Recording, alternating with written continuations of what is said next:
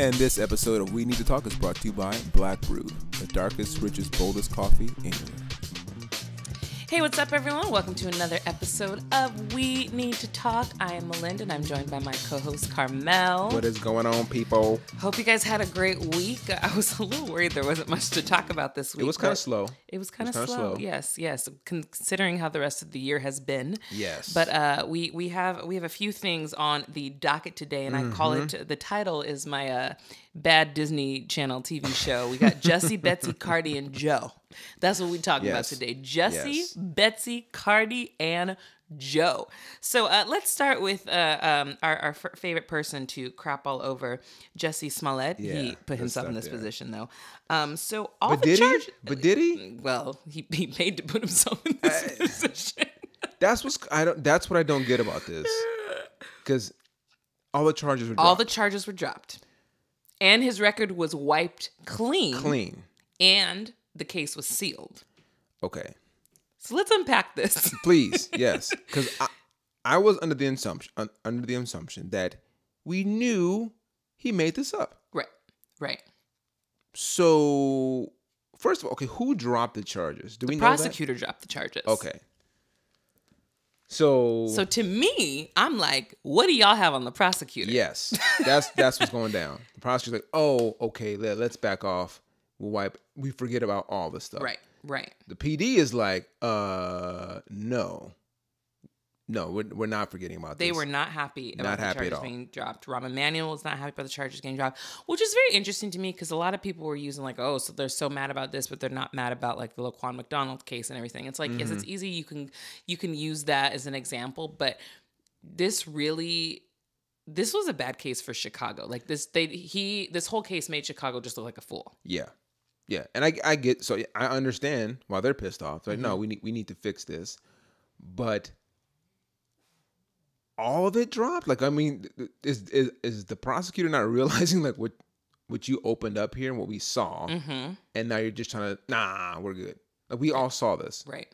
The dude wrote a check to these two dudes. Yeah. So like we know all this stuff happened. Right. So can you just drop the charges? I don't know. I don't think we'll ever find out what really happened that night or why the charges got dropped. Obviously, because the case is now sealed. The files are all sealed. But what's interesting to me is that he forfeited his $10,000 bond and he had to do 2 days of community service. So if you are not guilty at all, I want my $10,000 why back. would... I need that $10,000. Right? I'd be like, I didn't do this, so give me my money back. Yeah. But some people were saying, well, maybe it's just not worth the hassle. And I'm like, no, that's $10,000. No, I need them 10 G's. And Jussie's not that rich, so no, yeah, that's money. He needs that money. I mean, like, Plus, if we all believe this to be a plot for him to make more money on the show or get his fame, you want that 10 G's. You are about money right now, so you definitely not just gonna give that up. Plus, if you spent 2 days, I want some on top of that. Right. But I also heard his lawyer say, well, he's just been through so much. He just wants to get this behind him and all that. I'm like, What I find interesting is that the state prosecutor, Joe Maggots, I think is his last name, he still said on CBS News, he still believes that Jussie is guilty. So that's even more interesting to me. It's like, but you dropped the charges, but you still are maintaining that you think that he's guilty. But maybe there does need to, I do think that Chicago does need to focus on more violent crimes. I mean, he didn't really do it. I mean, he did a lot wrong, but he didn't quote unquote do anything wrong. He didn't kill anybody. Nobody got hurt, but he gave the city a black eye. Yeah. Truly. And he cost them time and money and manpower and all that stuff. And, and they look bad, but no, nobody was hurt. But I want answers. I'm sorry. I can't, especially in light of so many situations where I'm going to pull the Bill Cosby situation up right now. Where 20, 30 years ago, people are pulling up, coming out of the woodwork, saying stuff happened. This dude's now in jail for a lot of stuff. Some of it, we really don't know what happened. Right. It's his word versus her word. Right. We saw all this happen with Jussie. This just happened. A few months ago. This just happened. Not 30 years ago. We're not like clueless about what happened. And it's all wiped away? All completely. Sealed, gone, done. Yes. Yeah. Yeah. I don't think everybody says, "Oh, truth will come out." I don't know if it's ever going to. I don't think it will. I'm really curious to see now where his career is going to go because before he definitely had no chance of a comeback. But like, he may actually have a chance for a comeback now. I think he's a liability. I wouldn't hire him. No, I wouldn't. But Fox tweeted or Instagram a picture saying, we 100% stand behind Jussie since the beginning, and we knew this would be the end result, and we're just standing firm with our beliefs and how we feel about Jussie. I thought they were about to do off the show. Right. Well, I know he wasn't on the last 2 episodes, so maybe they'll bring him back somehow. I don't know. But I was shocked. I was very shocked. All of the charges, not one single charge, not lying to the police, not fabricating anything. Nothing was held against this man, and his record is wiped clean. It's very, very interesting. And we joked that he gamed the system like a white person. Exactly. And I had someone else mention that to me after we talked about it. Like, this shows that celebrities can have the same kind of privilege. I'm like, we know celebrities have privilege. Right. White privilege is something else. They get that from the get-go. Right. But this is almost feel like this was almost like an Obama in presidency for having a black man get off. But now it is a black gay man, and that's a whole nother topic of discussion. Right. Because he's not a straight black. He's not the threat that a straight black man is. Right. But people can go and say, hey, see, you guys get off sometimes. I'm like, yeah, but again, he is a celebrity. Correct. So not a huge one. So it is a different playing field for sure.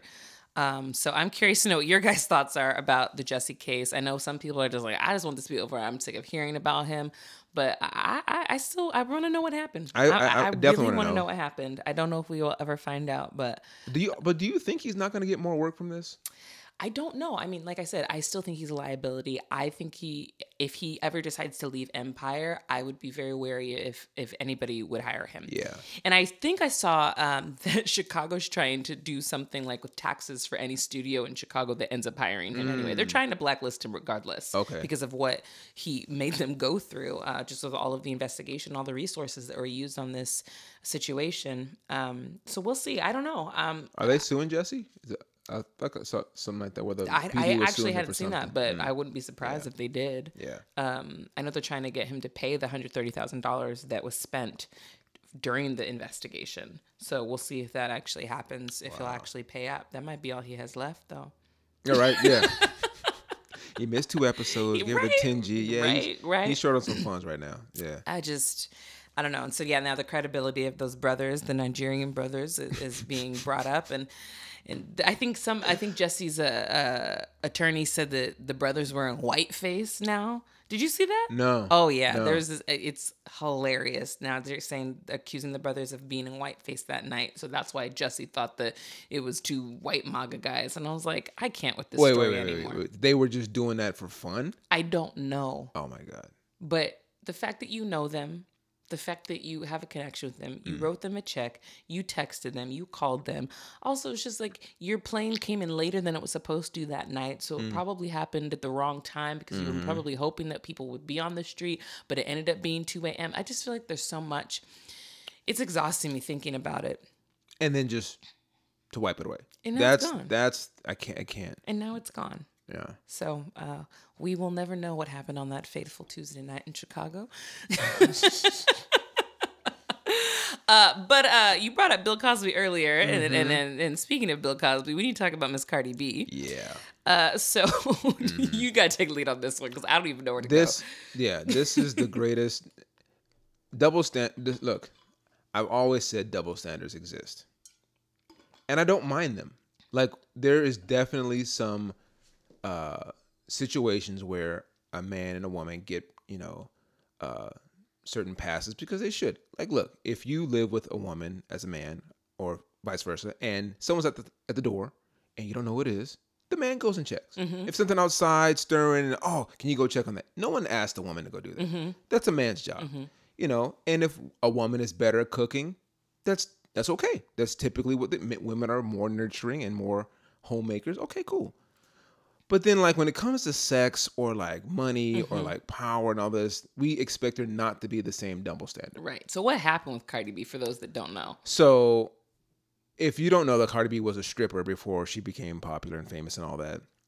And she's always wanted to be a rapper. And she kind of used stripping to pay for her studio time. And recently she went on a rant because people have kind of questioned her integrity, star power. Like, you don't deserve this. You've gotten here doing nothing. And she goes off on this rant where she's like, I've been working hard on this. I've been grinding for years. I've done all kinds of things to get here. You don't know my life. You don't know what I've been through to get here. And as she's going through this rant, she's talking about stripping. I've stripped. I did this. And then she goes into how she had guys who wanted to have sex with her, and she's like, yeah, sure, whatever. I don't care. I'm going to do it for money. Well, I would drug them and then rob them, and I would get out. So she just let it slip. Right. That, oh yeah, she would go to the hotel with these dudes, let them think that they was going to hit, and then like she would drug them and then take the money and bounce. And then she's like, I used that money to pay for studio time. Yeah. And she's saying it like you need to see how hard I worked to get here. And I'm like, wait a minute. You drugged someone and robbed them. Yes. And that people are now comparing her to Bill Cosby. And I don't see how it's not the same. Like, why? Again, and this just happened. And there's people coming out now. It's like, yeah, I remember hanging out with her at the strip club. I went back with her to the hotel. And I remember she drugged me. I got knocked out and she was out. Now they're not coming out of the woodworks like they did for Bill, but they're talking about it. So I'm like, okay, we have, the person there, the victim. And that's another thing. No one would call these guys victims. Right. But they are victims. And she committed a felony. Like, you can't do that. But she's just going off talking about it because, one, she's street smart. She's not book smart. Right. She's not. Okay. So she went off and I get her grind. I understand what she's saying. And it's interesting because Rick Ross came out in defense of her. Because Rick Ross had a line in a song. What was that song? Oh, you don't even know. Back like, I think 4 or 5, maybe 6, 7, maybe longer than that. But anyway, he says he put something in her drink and she didn't even know. I took her home to enjoy that and she didn't even know. Oh, shoot. Okay. So that song got him a lot of flack. I think he lost like a Reebok deal over it. And he's coming out and saying like, look, you from the streets, this is kind of life we live. We just, I wasn't saying it to promote that behavior, but I grew up in that. This is what cats I know do. And he's saying Cardi B obviously grew up in the same kind of And on that point, that's what she said. She said, she was a part of the hip hop culture, and they talk about all sorts of things. They talk about murder. They talk about violence and things that they did to survive. So I can kind of see her point that, like, why am I getting so much flack about this when there are worse things that people talk about in other songs? It's like, granted, you're correct, but that doesn't excuse what you did. No. It doesn't excuse what you did. And the video was from 3 years ago, which gets me back to that whole cancel culture thing. It's like, why y'all digging up videos from 3 years ago? Right. But I don't know if this is gonna hurt her career at all. What I do appreciate about Cardi is that, and I mentioned this to you earlier, that she's gotten to where she is being exactly who she is. Yeah. There's no faking it with her. She's very, very filter, authentic in who she is. Yeah, exactly. Pure. Yeah, and again, I appreciate that. And I appreciate what she's done to get there. I don't like her as a person. I'm not, her music's okay. It's sometimes it's fun, whatever, but like, if nothing happens to her for this, I honestly feel like Bill's going to come out and say like, yo, like, wait a minute. How are we not looking at this as the same exact thing? Well, here's the thing. Do you think there's a difference because when she was doing these things, it was pre-fame? When Bill Cosby did this, he was already famous, so he almost used his influence and his power to get those girls to want to be a part of his life. Cardi was actually doing it to try and survive, to try to make money, to try to get. So do you think that there's a case to be made for that?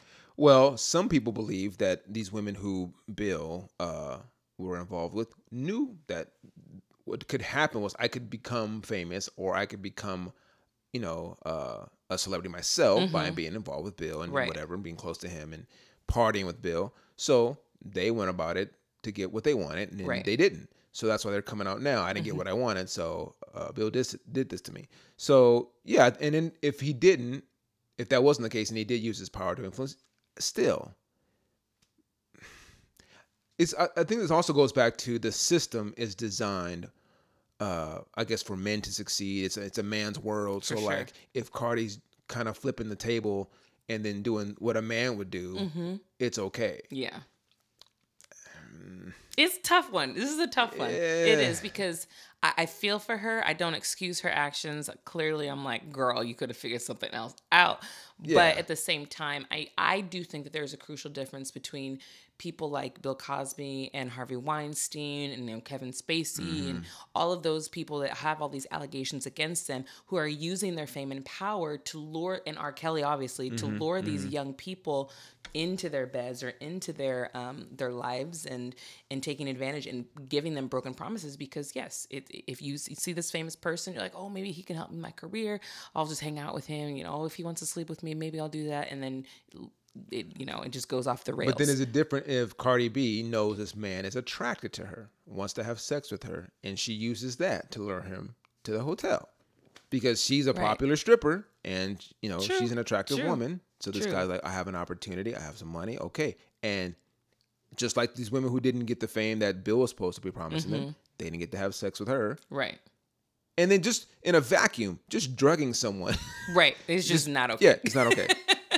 But yeah, both situations, those people have the power for sure. Yeah. So, I'm curious to see if this is going to have a huge effect on her career. I just think the double standard thing is it's the fact that entertainment power in the industry is male dominated. So like her doing whatever she can to get ahead. Some people are gonna look like, well, she's just, because in entertainment, in sports, in business, it is male dominated and male driven. The double standards, though, they're not always the same, and they're not always apples to oranges. Because the one that gets me the most is when women talk about equal pay for equal work and all that good stuff. Yeah, I understand that, but in certain situations, especially in entertainment, if you don't drive sales, you don't drive sales. Right. Like I know a talk has come up with I think the women's national soccer team or basketball team, the soccer team.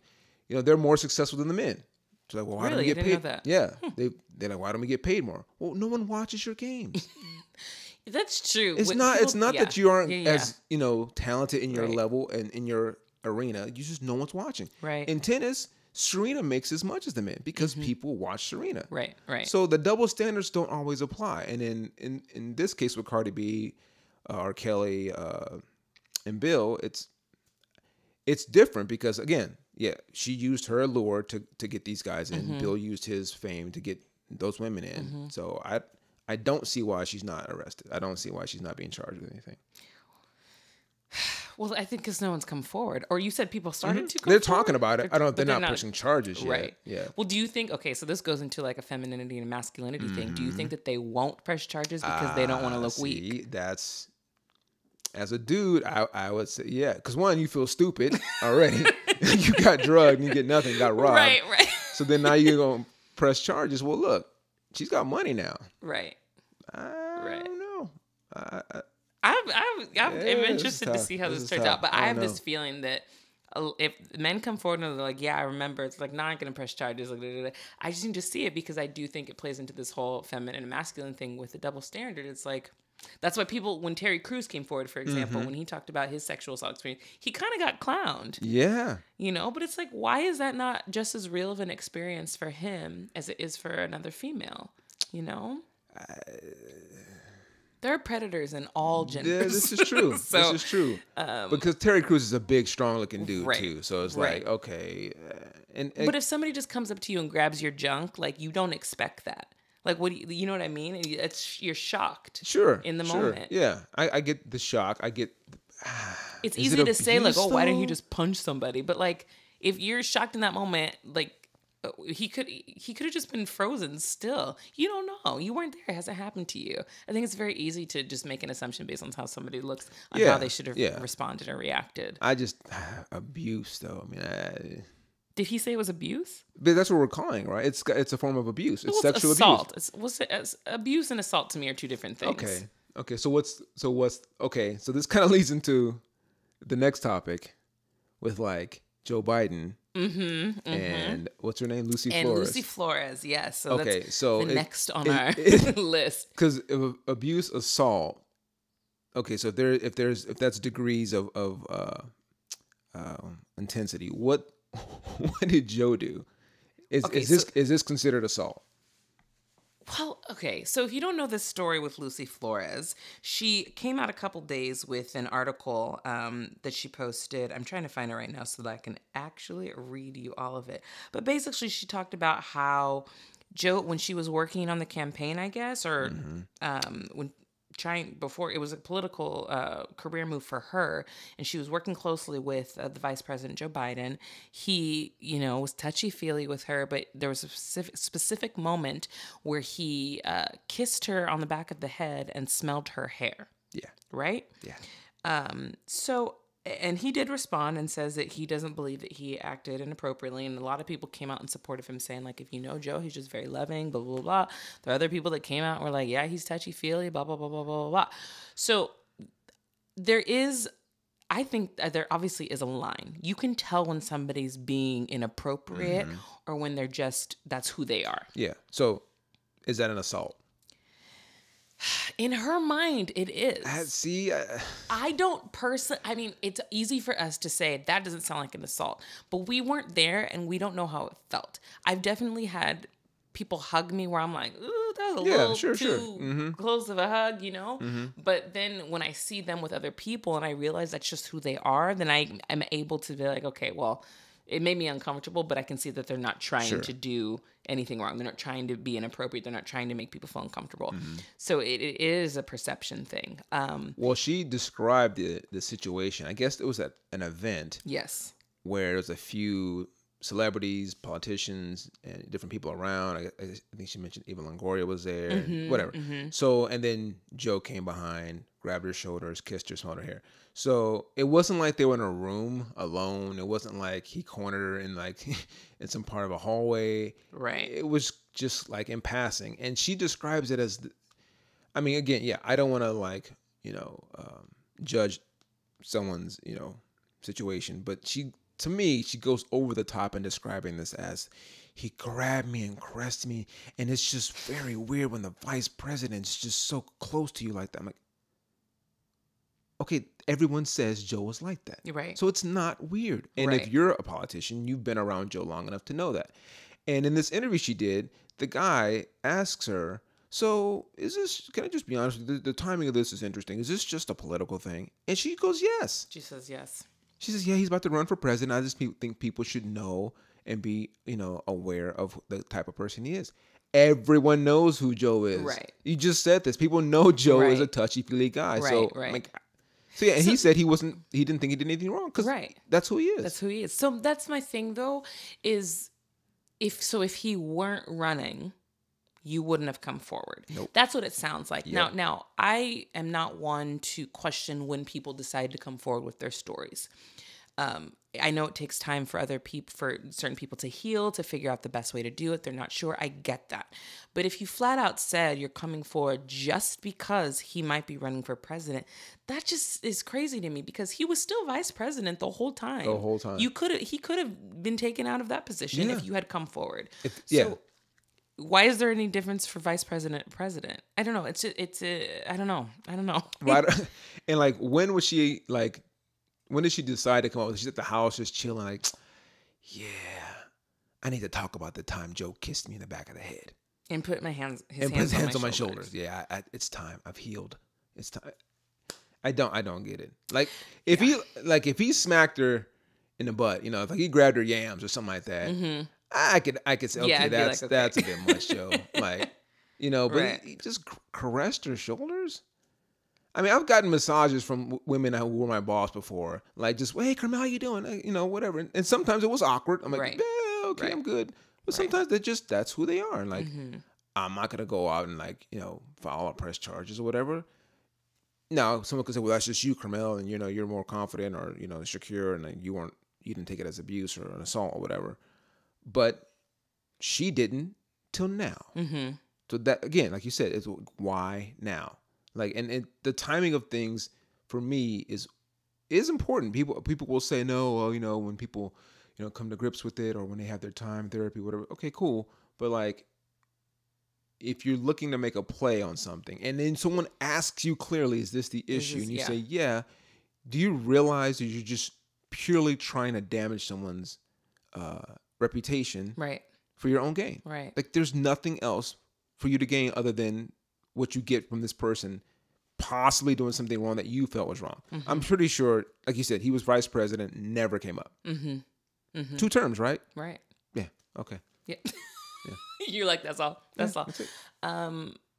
So I think the way that he's responded has been very graceful. Mm-hmm. And, he's apologized. He said, in all my time, he's like, I've never thought that I acted inappropriately. And if I did, I apologize. He's like, and I'm willing to listen respectfully. And I think that that's the best thing that he can do and the best way that he can respond to this. I bet Joe totally didn't know about it. He totally forgot. He wasn't even thinking about it. Like, what? Who? Well, that's what he said. He said he's crossed many paths, and he's always very loving, gives hugs. He'll kiss somebody on the cheek or on the forehead, but he doesn't think that's appropriate. That is, and it's so funny. Like, if you go to Europe, everybody kisses everybody on the cheek twice. Yes. And you've got to do it, Mm-hmm. I have plenty of friends that are from Europe, that are from the UK, and that's just what they do. And you never think that it's inappropriate because that's their culture. Mm-hmm. And I'm not saying that it's a part of Joe's culture, but it's just part of who he is. If he wants to give a kiss on, a hug you, put his hands on his shoulders, I don't know. I think we need to start looking at the person also. And I don't think the behavior necessarily is meant to make anybody feel uncomfortable. No. I don't want to discredit her story and her feelings because those are her feelings and she has to own them, and I get that and I respect that. But just reading it, because that's all we have, because we weren't there, it doesn't seem that he meant anything by it. No.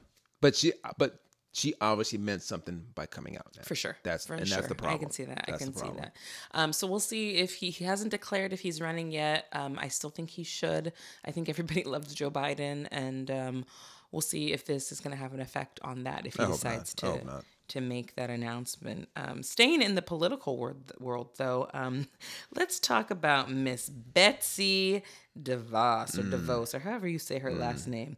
And not that it matters, but no, it doesn't. This woman, let me tell you, there has never, other than the president, been anyone that I feel is so, what is the word I'm looking for? Just say it.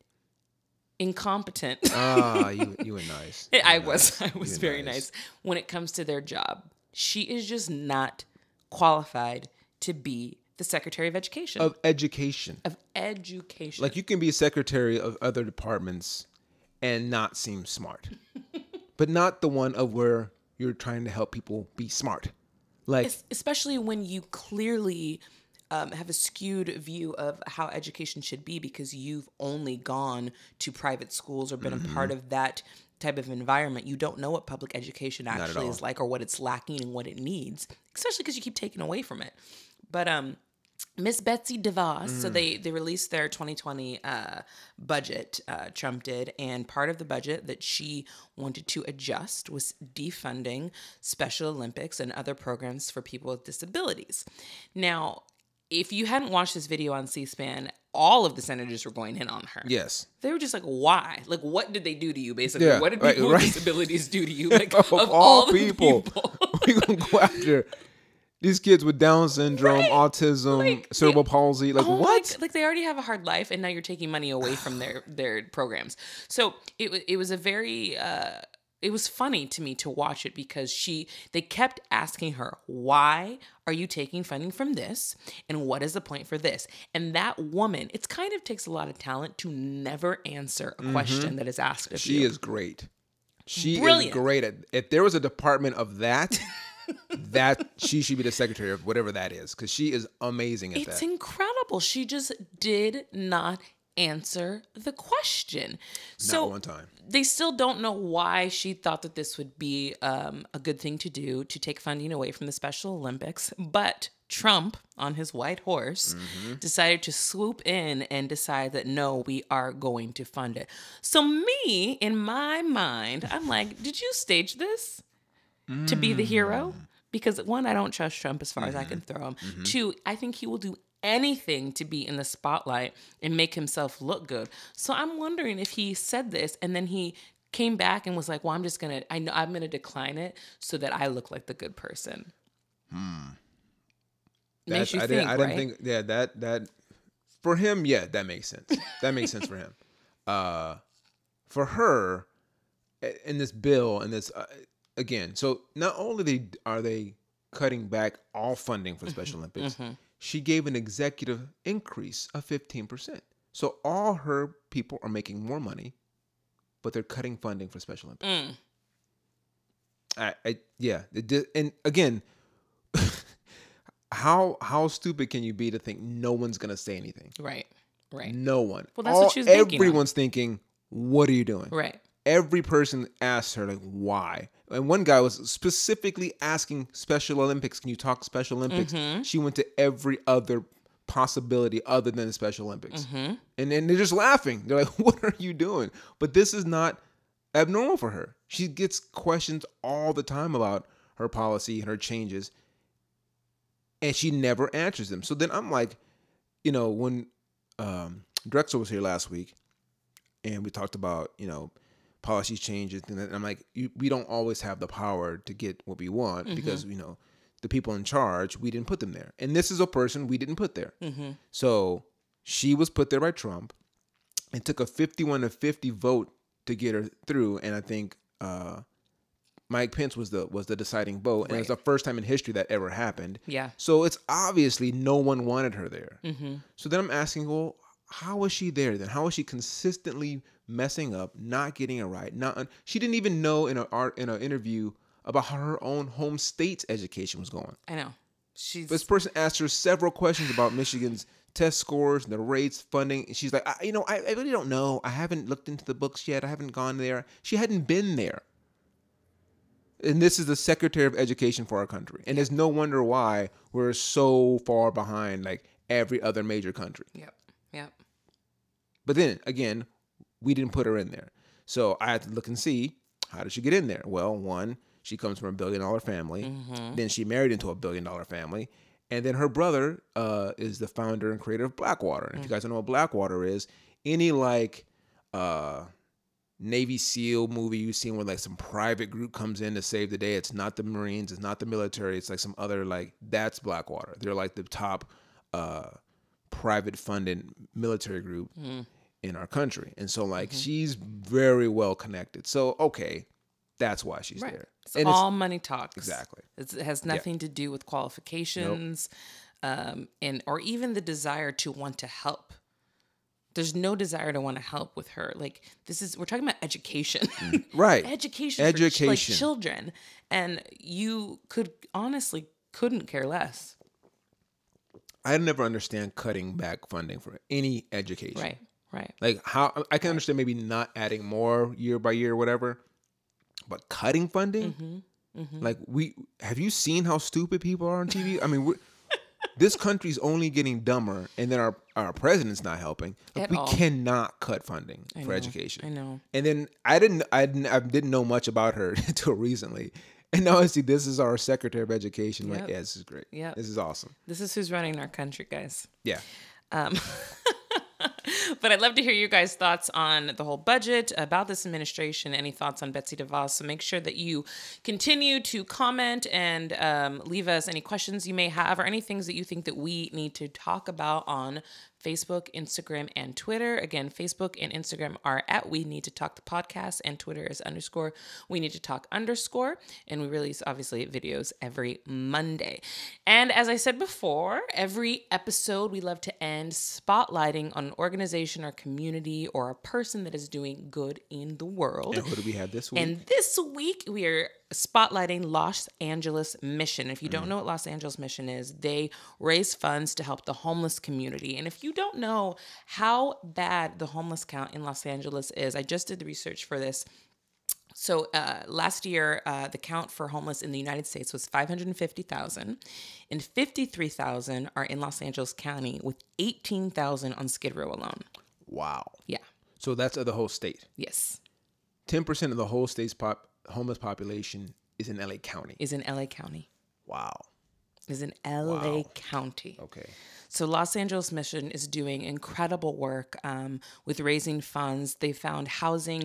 They've helped reduce, though, this is the great thing, they've helped reduce, even though it's such a big number, by 3% what the homeless count is in here. So they're doing incredible work. They're doing finding housing, finding food, job programs, and really spotlighting how bad the situation for the homeless is in LA. So if you want to find out what they're doing, you can volunteer. They do an Easter brunch and a breakfast for the homeless and giving them toiletries and things like that every year. But they always are having programs where you can help out. So just go to LosAngelesLAmission.org to find out more about them.